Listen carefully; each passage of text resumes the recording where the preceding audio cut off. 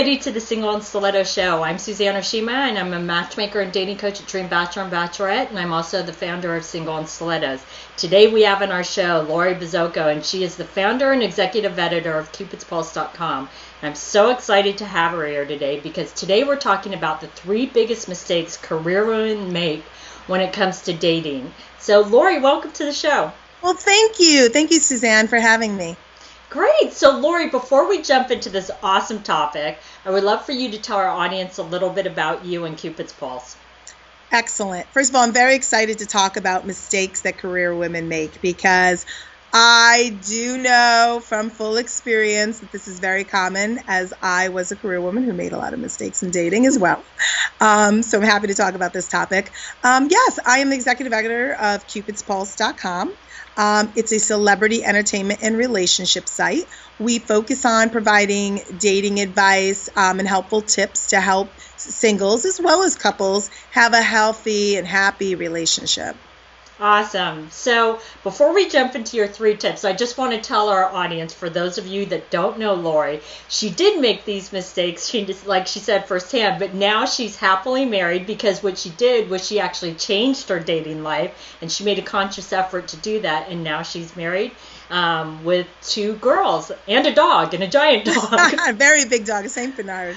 Great. So let's jump into your first tip, which is having the wrong attitude. I love this tip. So Lori, tell us a little bit about that. Absolutely. And, and I don't mean this to be a negative person by saying, oh, you have the wrong attitude and that's why you haven't found the one. Mm-hmm. But I think that sometimes we don't even realize what type of attitude we have. And we go on dates and we wonder, well, why didn't he call us back? Or why didn't he ask us on that second date?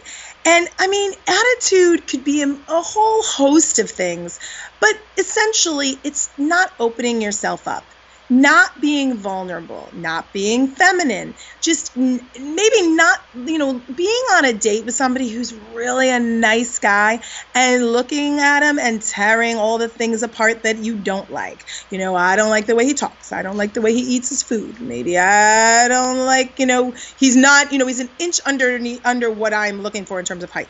Like there's all these things. And that's kind of that's really what I mean by attitude. And I think that's a really, really great point, is just going with a positive attitude. And I love that you say that. Don't nitpick at those small things, like he's an inch shorter, or maybe he's wearing the wrong shoes, right? Or, because women focus a lot on fashion. But let go of those things, because those are not, and ladies, I want you to really think about this for 1 second, is think back in the past of the men that you have actually fallen in love with. And are those things that you felt were must-haves, are those the things that actually made you fall in love with him? And I'm going to bet that they weren't. Not because he wore nice shoes. It's probably how he made you feel and the connections you had, right?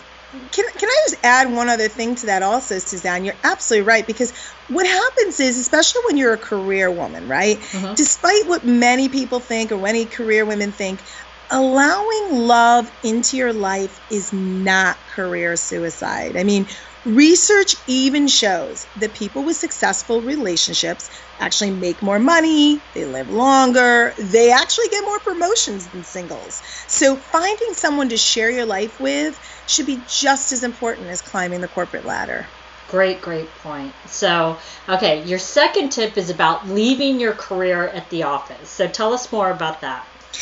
Oh, that's a good one. So, it's very hard to go from work, where your head's at when you're at work, especially being maybe type A personality career woman, to going on a date. We often can't make that transition. We can't turn from that career-minded person who maybe is managing 10 different people or clients to going on a date and relaxing and just being yourself, or a woman, showing that feminine side, because that's not what we do in the boardroom, right? That's not what we do in the office. Exactly. And I think that's a really, really great point is, in the office, you need to take charge, take control, direct people and do all of that. And that's the last thing you want to do on a date. And ladies, this is what I will tell you. This is very, very important. Listen up. Is that my male clients, my matchmaking and date coaching male clients tell me this all the time is they say it's a huge turnoff when she shows up in her corporate personality where she's directing things, trying to control things, kind of bossy and kind of combative, like argumentative on a date. And there's obviously different degrees of that, but again, like Lori said, leave your career at the office. It's not saying that you're not being who you are, but you don't need to be that bossy person on a date or take control person on a date. Let him take care of you. Men want to do that on a date.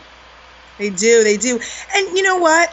Also, please turn your cell phone off or put it on vibrate or get it out and off the table because, there's nothing more inconsiderate and disrespectful, really, than being on the phone while you're supposed to be on a date, especially on a first date with a great guy. I mean, you could show you're a busy person in other ways. Exactly. And quite honestly, is that you should be fully present on the date because, ladies, I know it irritates you when men do that, and I'm not saying that they're right when they do it, but if you put yours away, maybe he'll put his away. Exactly. So, okay, Lori, your third tip is about being too busy. So tell us more about this tip. Oftentimes, we, maybe somebody asks us if we can get together on a Friday night and, we already have plans, right? Or you're traveling from, Monday through Wednesday. And then, you promised mom that you were going to, do things with her on Thursday or, your sister, we're always making excuses, it feels, for really taking that quality time for ourselves to date. And then there's this whole other aspect that goes into dating, right? And that's how we've, read, those books years ago where, oh, well, if a guy asks me out on a Wednesday, that's fine. But if he asks me on a Thursday for a Friday, that, I want to show him I'm busy. I mean, I don't know. All of these rules, I think it was called the rules, right? All of these rules and all of these ways that we try to analyze dating situations, I think that most of it is overanalyzed. Dating should be a lot more simple. I do recall when my husband actually did ask me for our first date. He asked me on a Wednesday for a Friday, and typically I would have said, no, I have plans. I did have plans, but I actually shortened my plans and decided to get together with him. And I kind of threw caution to the winds. So regardless, the point I think that, that I'm trying to make is that try to weave in some time for dating. Really take a step back and figure out what your priorities are in terms of, do I really need to, I don't know, go out to 3 dinners this week with girlfriends, or can I make one of them a date? Right. And I think another good point is, or do you have to work 5 days a week and work 10 to 12 hours and I'm too busy to meet up with you for a drink or for dinner? Because ladies, this is what I will tell you. We're all busy. It's just this day and age of we have our career, we're busy, but you have to make time for what's important to you. Because I will tell you, I hear it from the other side, from my client side and my male client side, and what they tell me is they'll lose interest because you're not making any time for them. So they'll only try so hard. And then at a certain point, they're like, when a woman says, I'm available 2 weeks from today or 3 weeks, because I swear to God, some women do say that, I'm available in 3 weeks. A guy goes, you know what? She's not that great. I'm not going to wait that long for her. So you really, really need to make time for what's important. So, right, Lori? Absolutely. And, I really think it's important to be on time, too, because our career can get the best of us. And maybe we're going to, finish the last 3 emails, when we're already running 10 minutes behind. Just be considerate of that when you're dating. Exactly. Great point. So, Lori, tell our audience how they can find you. Sure.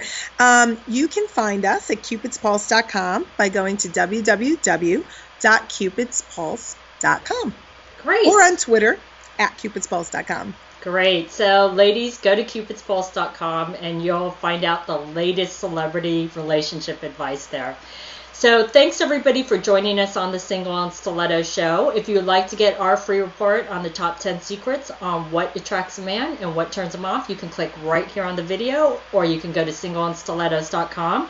And if you like this show, it's available both in video format and podcast format. You can view the videos on singleonstilettos.com, and if you'd like to get the podcast, you can download it from iTunes.